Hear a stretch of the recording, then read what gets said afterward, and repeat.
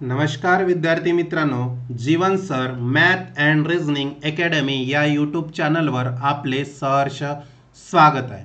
मित्रांनो, आपण जो आज व्हिडिओ घेणार आहोत तो नागपूर पोलीस भरती पेपर 2021चा पार्ट 2 डिस्कस करणार आहोत. याच्यापूर्वी आपण नागपूर पोलीस भरती पेपर 2021चा पार्ट 1 डिस्कस केलेला आहे आणि त्याच्यामध्ये आपण 10 ते 12 प्रश्न डिस्कस केलेले आहे. जर कुणी बघितला नसेल तो पार्ट 1 तर त्यांनी नक्की बघून घ्या. आपण आता पार्ट 2 ला सुरुवात करणार आहोत. मित्रांनो, यापूर्वी जे काही एक्झाम झालेले आहेत या मागच्या वीकमध्ये काही एक्झाम झालेल्या आहेत, तर मुलांनी दिलेल्या एक्झाममध्ये आपल्या PYQ सिरीजमधून ॲज इट इज प्रश्न आलेले होते. त्यांनी मला जसेच्या तसे स्क्रीनशॉट पाठवलेले आहेत. ते स्क्रीनशॉट मी या व्हिडिओमध्ये तुम्हाला शो करणार आहे, म्हणजे तुम्हाला समजून येईल की मॅथ PYQ सिरीज किती इम्पॉर्टंट आहे. ठीक आहे, म्हणजे जे आपली मॅथ PYQ सिरीज आणि टॉपिक वाईज PYQ सिरीज त्यामधील काही क्वेश्चन ॲज इट इज विचारलेले होते, फक्त व्हॅल्यू चेंज होते. असे माझे जे विद्यार्थी व्हिडिओ बघतात त्या विद्यार्थ्यांनी मला स्क्रीनशॉट पाठवलेले आहे. तुम्हाला ते मी शो करणार आहे. ठीक आहे, तर सुरुवात करूया आपल्या नागपूर पोलीस भरती पेपर 2021 ला पार्ट 2. तर बघा मित्रांनो, प्रश्न क्रमांक 11, मला वाटते प्रश्न क्रमांक 10 पर्यंत आपण पार्ट 1 मध्ये डिस्कस केलेले होते. आता प्रश्न क्रमांक 11 बघा. रामचे मार्क्स राणीपेक्षा जास्त आहे. हे बघा काय काय दिलेले आहे. रामचे मार्क्स राणीपेक्षा जास्त आहे. राणीचे मार्क्स रत्नापेक्षा कमी आहे. रत्नाचे मार्क्स रामपेक्षा जास्त आहेत. पद्माचे मार्क्स रामपेक्षा जास्त आहेत. रत्नास पद्मापेक्षा अधिक मार्क आहेत. तर सर्वात कमी मार्क्स कोणाला आहेत? तर आपल्याला कमी मार्क्स असलेला इथे एक विद्यार्थी बघायचा आहे. ठीक आहे, बघा हा प्रश्न हा रिझनिंगचा प्रश्न आहे. मी तुम्हाला आधीच सांगितले आहे की आपण जे व्हिडिओ घेणार आहोत ते मॅथ आणि रिझनिंग यावर जे काही प्रश्न असतील ते प्रश्न आपण डिटेल स्पष्टीकरणासह आपल्या व्हिडिओमध्ये आपल्या यूट्यूब चॅनलवर घेत आहोत. ठीक आहे, तर सुरुवात करूया आपल्या प्रश्नाला. बघा काय म्हटलंय, एक एक वाक्य आपण सॉल्व्ह करू. बघा हा पहिला वाक्य आहे, रामचे मार्क्स राणीपेक्षा जास्त आहे. मग बघा रामचे मार्क्स राणीपेक्षा जास्त आहे, हा पहिला सेंटेन्सचा कॉपी झाला. दुसरं बघा, राणीचे मार्क्स रत्नापेक्षा कमी आहे. कोणाचे? राणीचे मार्क्स. मग राणीचे मार्क्स काय होणार? रत्नापेक्षा कमी आहे. ठीक आहे, अशा प्रकारे याला लिहित चालायचं. तिसरा सेंटेन्स बघा, रत्नाचे मार्क्स रामपेक्षा जास्त आहे. म्हणजे रत्नाचे मार्क्स रामपेक्षा जास्त आहे. ठीक आहे, त्याच्यानंतर बघा, पद्माचे मार्क्स रामपेक्षा कमी आहे. म्हणजे पद्मा जी आहे तिचे मार्क्स कोणापेक्षा? रामपेक्षा कमी आहे. म्हणजे काय येणार? राम ह्या जास्त येणार ना. बघा पद्माचे मार्क्स रामपेक्षा जास्त आहे. बघा पद्माचे मार्क्स रामपेक्षा जास्त आहे. ठीक आहे, त्याच्यानंतर बघा, रत्नास पद्मापेक्षा कमी मार्क्स आहे. रत्नास म्हणजे रत्ना.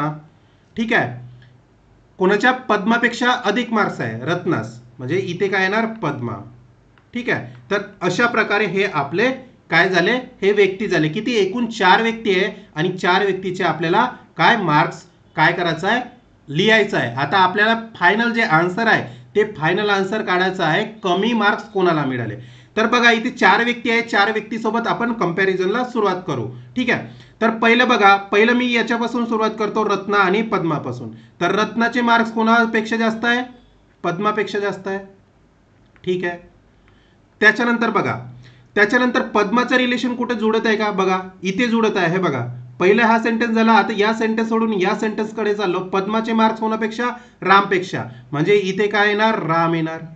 आता राहिलं का? राणी. राम आणि राणीचं कंपॅरिझन बघा. हे बघा राम आणि राणीचं, तर इथे राम जास्त आहे ना, तर राणी काय येणार? कमी मार्क्स येणार.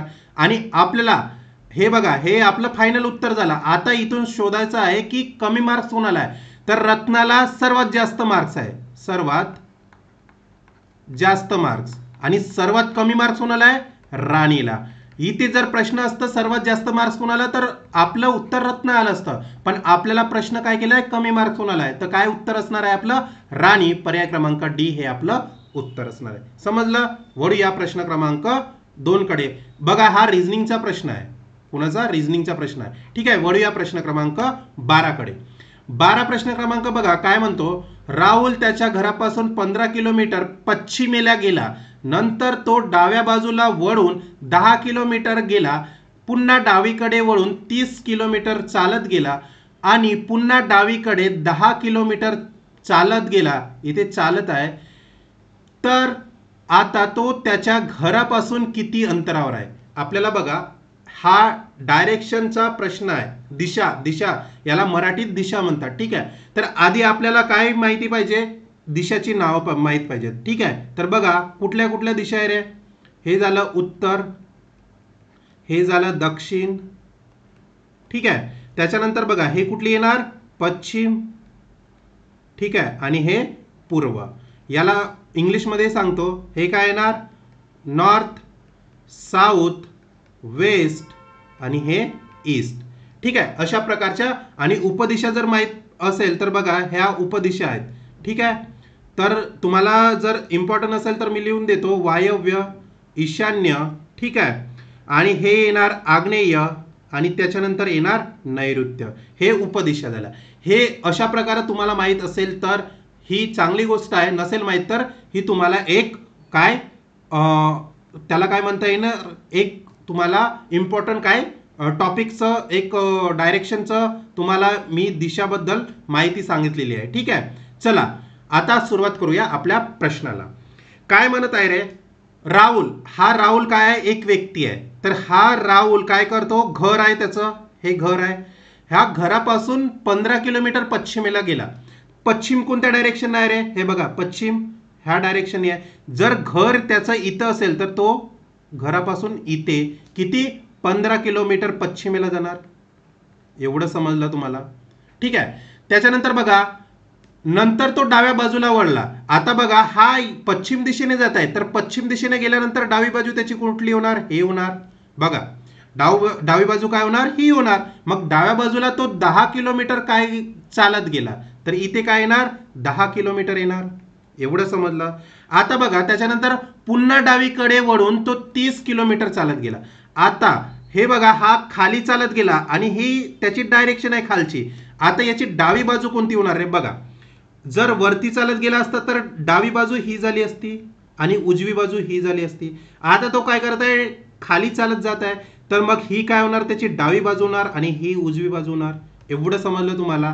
एवढं जर फंडा क्लिअर झाला असेल तर सांगा, कमेंटमध्ये लिहा, येस सर आम्हाला कळलेलं आहे. आता काय म्हणत आहे? पुन्हा डावीकडे वळून तो 10 किलोमीटर चालत गेला. किती? नाही, सॉरी, इथे काय दिलेलं आहे? पुन्हा डावीकडे वळून तो 30 किलोमीटर चालत गेला.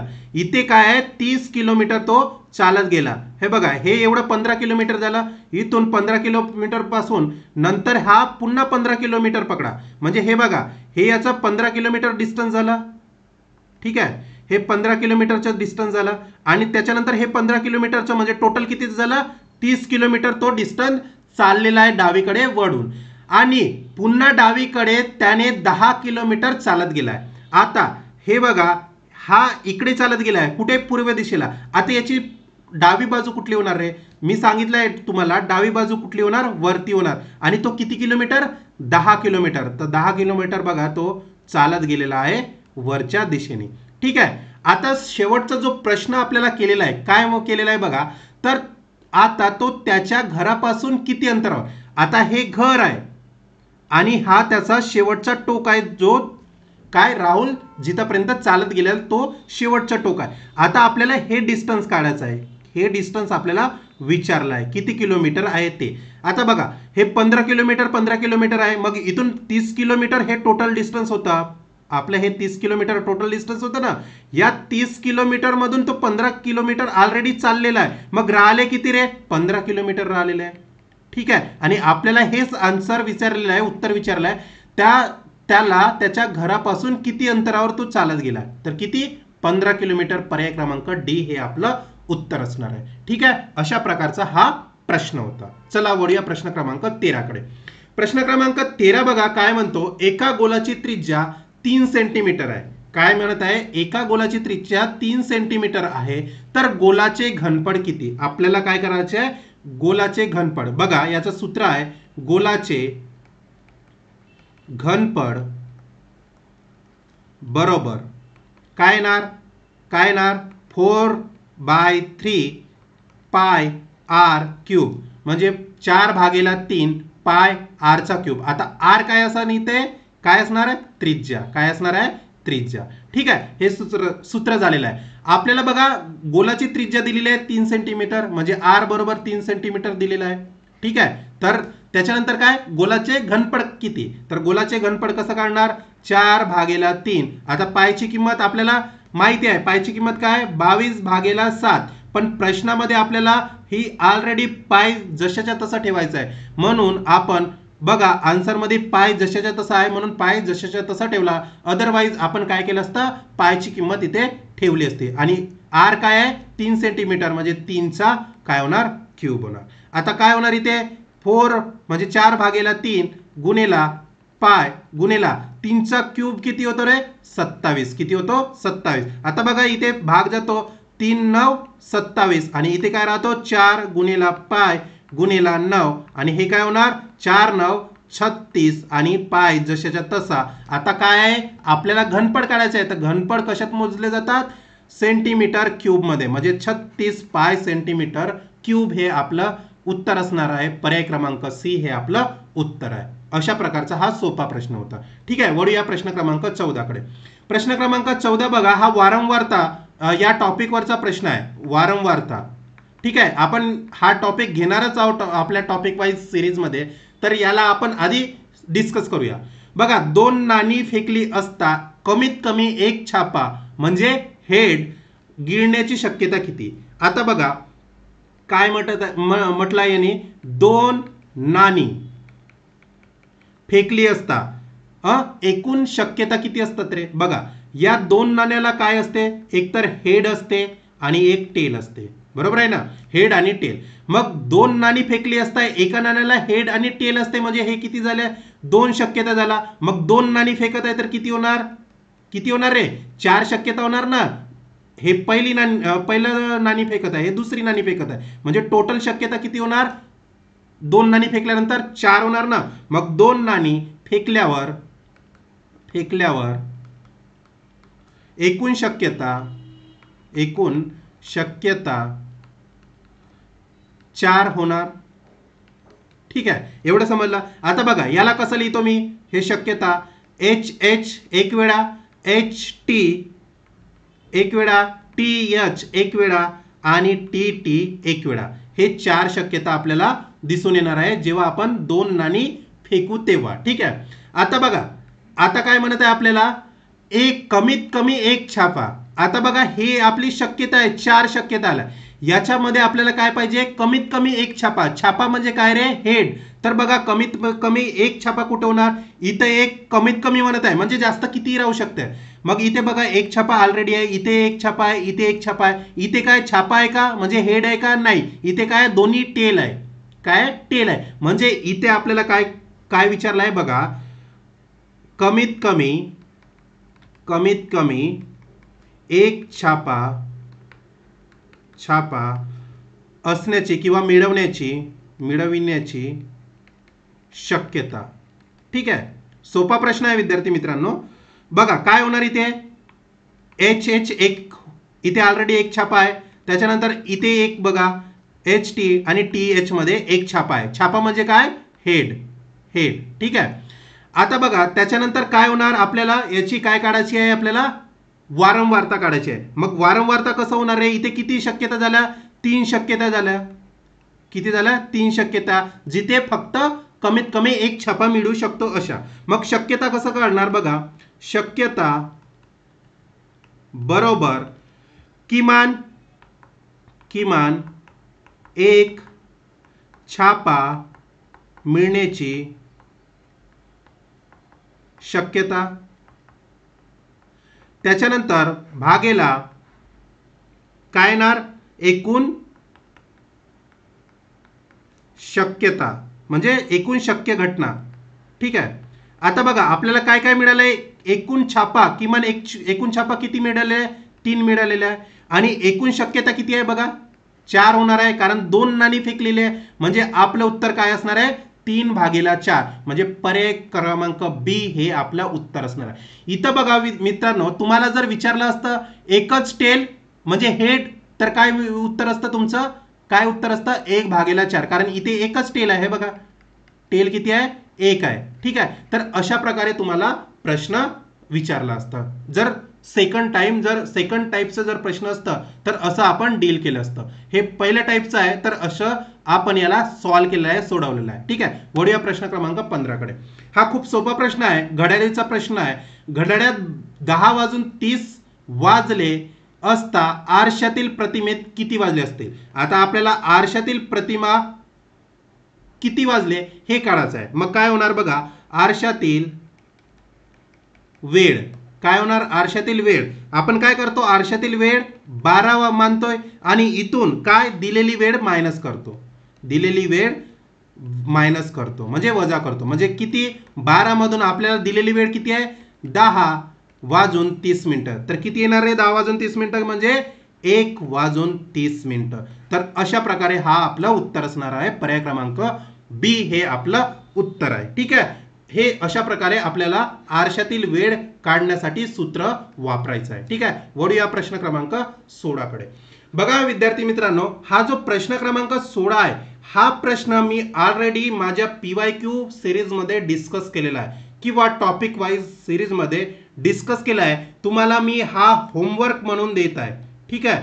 याचं उत्तर तुम्ही मला माझ्या कमेंट्स मध्ये द्या, ठीक आहे। ह्या प्रश्नाचं उत्तर तुम्ही मला कमेंट्स मध्ये द्या आणि माझं जे काही म्हणजे किंवा तुमचं जे काही उत्तर येईल ते कमेंट्स मध्ये लिहा की सर आमचं उत्तर हे आलेलं आहे। मी या टाईपचे प्रश्न ऑलरेडी डिस्कस केलेले आहे, ठीक आहे। चला वळूया प्रश्न क्रमांक, आणि जर तुम्हाला हा प्रश्न येत नसेल तसंही सांगा, मी नंतरच्या व्हिडिओ सिरीज मध्ये याला डिस्कस करेल, ठीक आहे। वळूया प्रश्न क्रमांक, तोपर्यंत बघा तत्पूर्वी हे विद्यार्थी मित्रांनो बघा, आतापर्यंत ज्या एक्झाम झालेल्या आहे, आतापर्यंत ज्या एक्झाम झालेल्या आहेत त्या एक्झाम मधले हे प्रश्न जसेच्या तसे विद्यार्थ्यांनी मला स्क्रीनशॉट पाठवलेले आहेत, ठीक आहे। हे बघा, हे प्रश्न जसेच्या तसे फक्त व्हॅल्यू चेंज असतील। हा बघा, हे जे प्रश्न म्हणजे आतापर्यंत MP जे ज्युनियर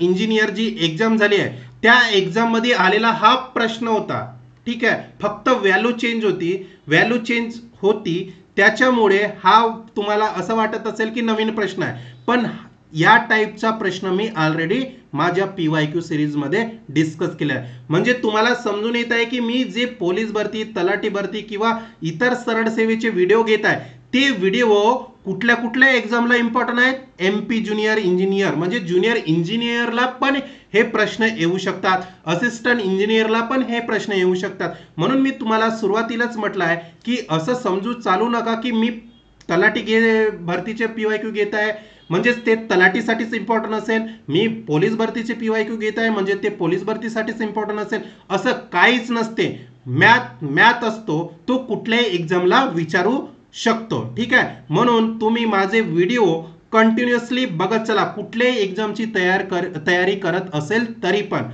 ते AEची असो, JEची असो, कुठली सरळ सेवा असो, MPSC मेन्स असो, प्री असो, हे तुम्हाला PYQ सिरीज इम्पॉर्टंट ठरणार आहे। हे मी तुम्हाला प्रूफ साठी दाखवलं आहे, हे प्रूफ आहे, माझ्या विद्यार्थ्यांनी मला पाठवलेले स्क्रीनशॉट आहे, ठीक आहे। वळूया प्रश्न क्रमांक 17 कडे। प्रश्न क्रमांक 17 बघा विद्यार्थी मित्रांनो काय म्हणतोय, एका व्यक्तीचा महिन्याचा पगार 15,000 आहे, दर महिन्याला ₹1500 त्याच्या पगारातून भविष्याच्या गुंतवणुकीसाठी कपात करून उर्वरित रक्कम त्याच्या हाती दिली जाते, तर वर्षाला त्या व्यक्तीच्या हाती एकूण रक्कम किती? आपल्याला एकूण रक्कम काढायची आहे, वर्षाला त्या व्यक्तीला किती भेटते ते बघा। याचा महिन्याचा पगार काढायला, महिन्याचा पगार दिलेला आहे का? दिलेला आहे बघा, 15,000 रुपये, ठीक आहे। त्यानंतर बघा, दर महिन्याला त्याच्या पगारामधून 1500 रुपये काय होतो? भविष्याच्या गुंतवणुकीसाठी कपात केली जाते बघा। दर महिन्याचा कपात, दर महिन्याला कपात किती होत आहे रे? 1500 रुपये होत आहे।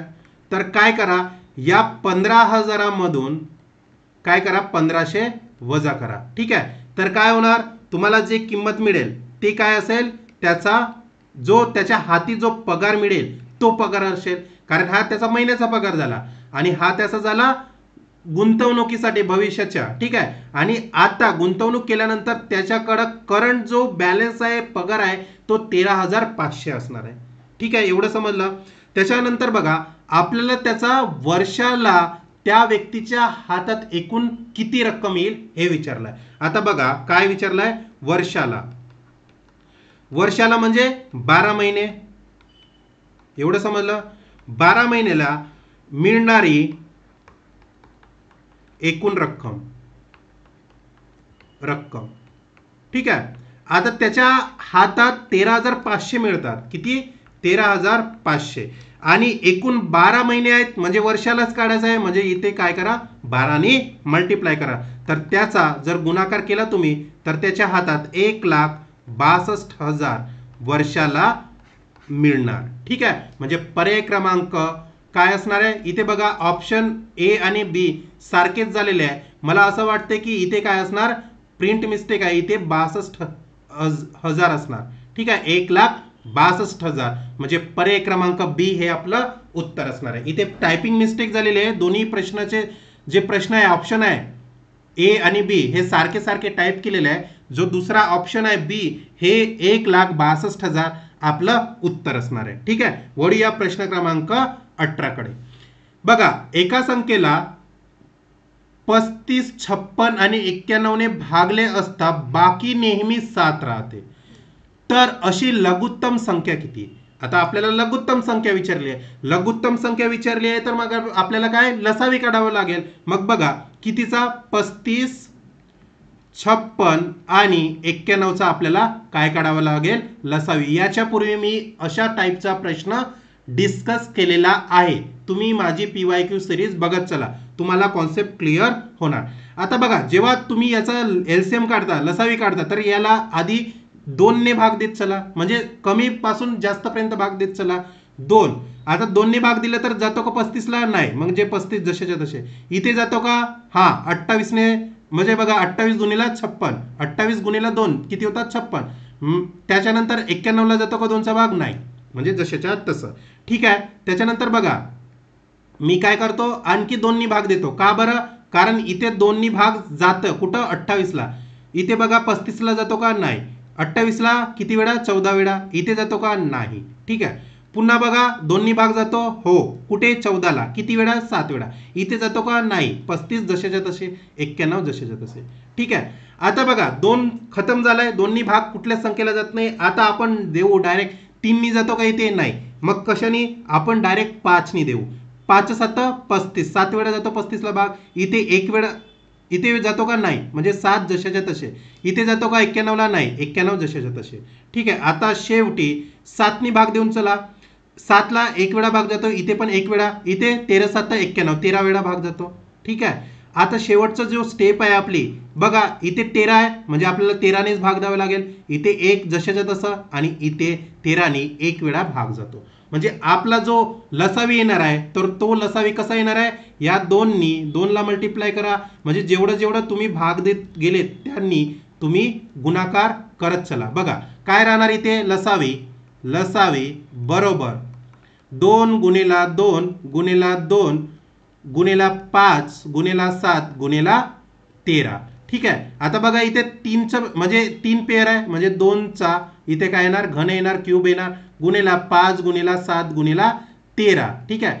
2चा क्यूब किती होतो रे, घन किती होतो? 8 होतो. आणि इथे 5 जशाचे तसे, 7 गुणिला 13, 8 पंचे 40, ठीक आहे. आणि 13 7 91, आणि इथे पुन्हा किती होतं बघा, 4 नी 91 ला मल्टिप्लाय करा, 4 1 4, 4 9 36, आणि हा 0 जशाच्या तसा. आता बघा ही झाली आपली लसावी. काय झाली? लसावी 3,640, ठीक आहे. आता बघा 3,640 आपल्याला पर्यायमध्ये पहिलाच पर्याय दिलेला आहे, तर तुम्ही याला क्लिक करायचं का? नाही, आपल्याला लसावी काढायची नाही. आपल्याला नंतरचा जो प्रश्न विचारला आहे काय, बाकी नेहमी 7 राहते. बाकी किती राहते? नेहमी 7 राहते. तर या लसावीमध्ये काय करावं लागणार तुम्हाला, 7 काय करावं लागेल, ऍड करावं लागेल.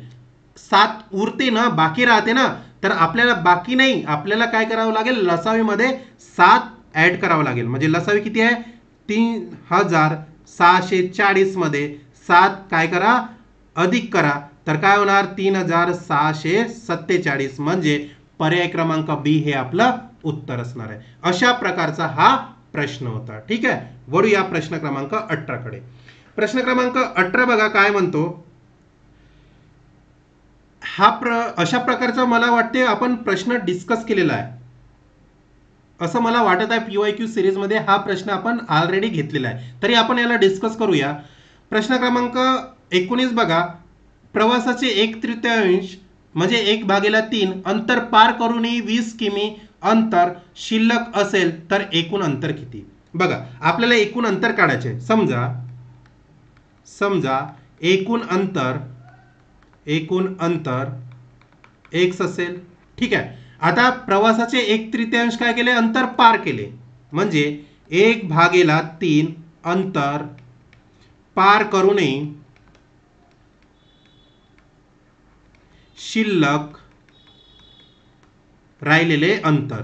मग बघा एकूण अंतर किती आहे, x आहे, आणि किती केले 1/3, म्हणजे आपण याला वजा करू, म्हणजे इथे x/3 असं लिहू शकतो. आता एकूण अंतर किती आहे, पार करूनही 20 किमी अंतर शिल्लक राहिले. किती, 20 किमी अंतर, म्हणजे आपण याला बरोबर 20 किलोमीटर करू. ठीक आहे, मग बघा याला जर सोडवलं आपण कसं होतं, 3 गुणिला x 3x minus x गुणिला x किती होतं, 3 गुणिला x 3x मायनस, आता काय होणार 3x मायनस किती होणार रे, x होणार, हा मायनस होणार ना x इथून, आणि भागेला 3 जशाच्या तसे बरोबर 20. आता इथे काय राहणार, 3x मायनस x 2x भागेला 3 बरोबर 20, आणि हे 3 इथे भागाकारामध्ये, इकडे आल्यानंतर काय होणार गुणाकारामध्ये, 2x बरोबर 20 गुणिला 3, आणि x बरोबर 20 गुणिला 3 भागेला 2, काय होणार 9 दुने 20, आणि इथे किती राहणार 30, म्हणजे आपले एकूण अंतर किती असणार आहे, 30 किलोमीटर. पर्याय क्रमांक सी हे आपलं उत्तर असणार आहे. समजलं. अशा प्रकारे हा सोपा प्रश्न होता. ठीक आहे, वळूया प्रश्न क्रमांक 20 कडे. मित्रांनो बघा हा हस्तांदोलनवर प्रश्न आहे. ठीक आहे, हा हस्तांदोलनवर प्रश्न असला तरी आपण याला यापूर्वी पीवायक्यू सिरीज मध्ये डिस्कस केलेला आहे. ठीक आहे, तर तुम्हाला हा पण मी होमवर्क देतो आहे, आणि मला याचं उत्तर तुम्ही कमेंट बॉक्स मध्ये द्यायचं आहे. जर येत नसेल तर सांगा, सर आम्हाला हा प्रश्नाचं उत्तर आलेलं नाही, तुम्ही याला नेक्स्ट पीवायक्यू सिरीज मध्ये सोडून द्या, तर मी सोडून देईल. तुम्ही आधी प्रयत्न करा याला सोडवायचं, नसेल येत तर मग मी सोडून देणार. ठीक आहे, कमेंट्स मध्ये लिहा. ठीक आहे, वळूया प्रश्न क्रमांक 21 कडे. प्रश्न क्रमांक 21 बघा, याही टाईपचा आपण प्रश्न सोडवलेला आहे पीवायक्यू सिरीज मध्ये. बघा म्हणून तुम्हाला म्हणतो की पीवायक्यू सिरीज बघत चला माझी. पोलीस अधिकाऱ्याचा पगार कारकूनने चुकीने प्रथमतः 20% कमी केला, नंतर चूक लक्षात आल्यावर कमी झालेल्या पगारावरच 20% वाढवला, तर परिणामी मूळ पगारामध्ये पगाराच्या किती टक्के पगार वाढ किंवा कमी झाली. आपल्याला बघा वाढ किंवा कमी टक्के हे काढायचं आहे. तर अशा टाईपचं मी तुम्हाला एक सूत्र सांगितलं होतं. कुठलं सूत्र, जर बघा प्रथम काय होत आहे, 20% काय होत आहे, कमी होत आहे, 20% कमी. नंतर काय होते, चूक लक्षात आल्यावर 20% वाढवला, नंतर 20% काय केलं, वाढवला. ठीक आहे, त्याच्यानंतर 20% वाढवल्यानंतर काय होणार बघा, इथे 20% कमी केला, म्हणजे x याला मानू, म्हणजे मायनस 20% कमी केला, आणि याला सॉरी याला x मानू, याला y मानू, 20% वाढवला, कमी केला म्हणून मायनस केला, वाढवला म्हणजे प्लस. ठीक आहे, याच्यासाठी एकच सूत्र आहे, पर्सेंटेज बदल. ठीक आहे, पर्सेंटेज बदल म्हणजे काय होणार, इथे बघा x अधिक y अधिक x गुणिला y भागेला 100. आता x आणि y ची किंमत ठेवा, -20 अधिक 20 अधिक x म्हणजे किती येणार, -20 गुणिला 20 भागेला 100.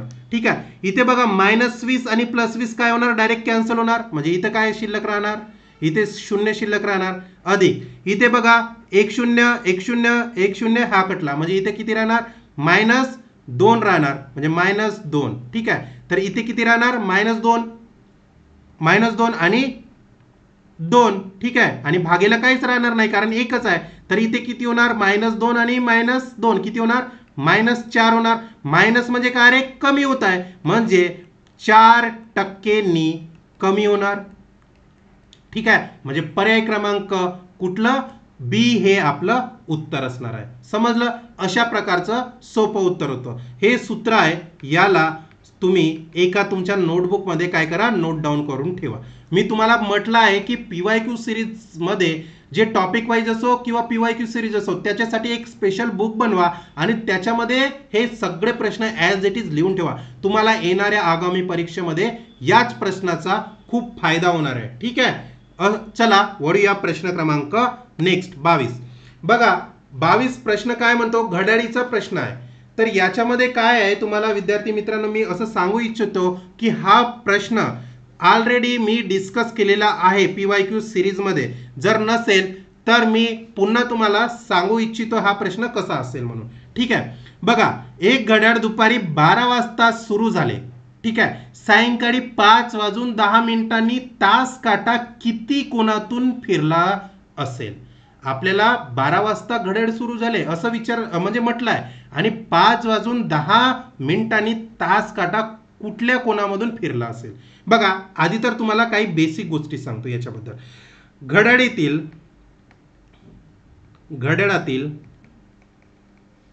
तास काटा 12 तासात 360 डिग्री काय होतो, फिरतो. एवढं माहित आहे तुम्हाला, 12 तासात. मग एका तासात किती फिरणार रे, एका तासात किती फिरणार, 360 डिग्री भागेला 12 म्हणजे किती होणार, 12×3=36 डिग्री फिरणार एका तासात. ठीक आहे, एका तासात झालं. आता आपल्याला काय करायचं आहे, एका मिनिटात किती फिरणार, एका मिनिटात किती फिरणार. बघा आता एका तासात 30 डिग्री फिरतो, मग एका मिनिटात किती होणार, एका मिनिटात किती सेकंद असतात, 60 सेकंद. मग इथे किती होणार, बघा काय होणार, हाफ होणार. आणि इथे आपण 0.5 डिग्री फिरतो असं लिहिणार. ठीक आहे, हे बेसिक गोष्टी तुम्हाला समजल्या असेल तर कमेंट्समध्ये लिहा की सर आम्हाला हे समजलेलं आहे. ठीक आहे, आता आपला प्रश्नाला सुरुवात करूया. प्रश्न काय म्हणतो विद्यार्थी मित्रांनो, 12 वाजता सुरू झाले घड्याळ. ठीक आहे, मग 5:10 तासकाटा किती, म्हणजे एकूण वेळ किती होणार रे, एकूण वेळ किती होणार. 12 वाजता सुरू झाले ते 5:10. ठीक आहे, एकूण वेळ हा झाला, 12 वाजता सुरू झाले आणि 5:10 किती कोणातून फिरेल हा आपल्याला प्रश्न आहे. म्हणजे बघा, म्हणजे किती होणार आहे हे एकूण वेळ, 12 आणि 5 किती होणार, 5 घंटे होणार, म्हणजे 5 तास 10 मिनिट होणार. एवढं समजलं तुम्हाला. आता एका तासात किती फिरत आहे, 30 डिग्री फिरत आहे ना, एका तासात किती, 30 डिग्री, म्हणजे आपल्याला 5 तासात किती फिरेल तो, मग लिहा इथे 5 तासात काट्याने फिरलेला कोण. ठीक आहे, एका तासात किती फिरत आहे, 30 डिग्री, मग 5 तासात किती फिरेल, 5×30 डिग्री म्हणजे किती होणार, 5×3=15 आणि 0 म्हणजे किती, 150 म्हणजे 150 डिग्री तो फिरेल. किती, 5 तासात. आता आपल्याला काय करायचं आहे शेवटचं. आता एका मिनिटात किती, 0.5 डिग्री फिरतो, तर आपल्याला किती 10 मिनिटात काढायचं आहे, म्हणजे 10 मिनिटात काट्याने फिरलेला कोण. ठीक आहे, आता 10 मिनिटात, एका मिनिटात किती 0.5 आणि तर आपल्याला किती 5 मिनिटात काढायचं आहे, तर 5 मिनिटात याने काय करायचं 0.5 डिग्री याने मल्टिप्लाय करायचं. किती होणार आहे, सॉरी इथे 10 मिनिट आहे ना, 5 मिनिट 10 मिनिट आहे. ठीक आहे, तर इथे किती होणार, 10×0.5 5 डिग्री होणार, म्हणजे 10 मिनिटात काट्याने किती कोण फिरला, 5 डिग्री. आता आपल्याला किती काय काढायचं आहे, तास काटा किती कोणातून फिरला असेल, म्हणजे एकूण काय काढायचं आहे, कोण काढायचा आहे. मग इथे लिहितो मी एकूण कोण. आधी किती आला 5 तासासाठी 150 कोण आला म्हणजे 150 डिग्री आला, आणि 10 मिनिटासाठी कितीला 5 डिग्री आला, सॉरी 5 काय आला डिग्री आहेत. त्याच्यानंतर बघा याचं जर तुम्ही काय कराल अधिक कराल तर किती होणार 15 आणि 5 म्हणजे किती होणार 155 डिग्रीमध्ये काय होणार हा कोण फिरणार, म्हणजे तास काटा हा 155 या डिग्री कोनातून फिरणार, म्हणजे पर्याय क्रमांक सी हे आपलं उत्तर असणार. अशा प्रकारचा हा प्रश्न होता विद्यार्थी मित्रांनो. अशा प्रकारे हे आपले पार्ट 2. आता बघा हा एक प्रश्न आहे, हा प्रश्न सोपा आहे, तुम्हाला जर येत असेल तर ठीक, जाऊ द्या मी सोडून देतो तुम्हाला. चौरसाची बाजू 20% ने वाढवली तर क्षेत्रफळामध्ये किती टक्क्याने वाढ होईल. आता वाढ होईल मी याच्यापूर्वीच डिस्कस केलेलं आहे, वाढ होणे कमी होणे, ठीक आहे. तर बघा आपल्याला काय दिलेले आहे बाजू दिलेली आहे किती 20%, आणि काय होत आहे वाढ, ठीक आहे काय होत आहे वाढ होत आहे. मग बघा काय होणार याचा बाजू म्हणजे चौरसाचे क्षेत्रफळ काय असते बाजूचा वर्ग असते, बरोबर आहे बाजूचा काय वर्ग, तर काय होणार 20% अधिक 20% अधिक 20 गुणिला 20 भागेला 100 डिस्कस केलेला आहे, म्हणून मी सूत्र सांगत नाही तुम्हाला. किती होणार हे होणार 40 अधिक इथे 10 कॅन्सल म्हणजे इथे किती राहणार 4 म्हणजे किती होणार 44% काय होणार वाढणार, म्हणजे पर्याय क्रमांक बी हे आपलं उत्तर असणार आहे. अशा प्रकारे हा सोपा प्रश्न होता, ठीक आहे. तर हे पार्ट 2 मध्ये आपण एकूण 23 प्रश्न काय केले डिस्कस केलेले आहे. जर विद्यार्थी मित्रांनो तुम्हाला हा व्हिडिओ आवडला असेल तर या व्हिडिओला लाईक करा, शेअर करा आणि माझ्या यूट्यूब चॅनलला सबस्क्राईब करायला विसरू नका, कारण या यूट्यूब चॅनलवरच तुम्हाला PYQ series topic wise series मधले प्रश्न जसेच्या तसे एक्झाम मध्ये विचारलेले आहेत आणि विचारले गेले हे तुम्हाला मी या व्हिडिओमध्ये प्रूफ दाखवलेलं आहे. म्हणून तुम्ही या यूट्यूब चॅनलला आधी सबस्क्राईब करा, जेणेकरून नवीन नोटिफिकेशन तुम्हाला वारंवार मिळत असेल, ठीक आहे. या लेक्चरच्या फ्री PDF साठी तुम्ही माझ्या यूट्यूब चॅनलला किंवा व्हॉट्सअप किंवा टेलिग्राम चॅनलला काय व्हा जॉईन व्हा. हे माझं टेलिग्राम, व्हॉट्सअप आणि हा माझा इन्स्टा पेज आहे. विद्यार्थी मित्रांनो मी माझ्या व्हॉट्सअप आणि टेलिग्राम चॅनलवर काय सुरू केलेले आहे GS GK आणि जे करंट अफेअरचे प्रश्न आहे ते मी प्रश्न त्या माझ्या चॅनलवर काय करत असतो घेत असतो, म्हणजे तुम्हाला किती इम्पॉर्टंट असेल ते प्रश्न ते कळून येईल. जर तुम्हाला वाटत असेल की मला हे प्रश्न सॉल्व करायचे आहे तर तुम्ही माझ्या व्हॉट्सअप आणि टेलिग्राम ग्रुपला काय व्हा जॉईन व्हा, आणि याची लिंक या व्हिडिओच्या खाली दिलेली आहे, ठीक आहे. विद्यार्थी मित्रांनो भेटूया आपण नंतरच्या PYQ क्वेश्चन सिरीज मध्ये, थांबूया इथेच. धन्यवाद.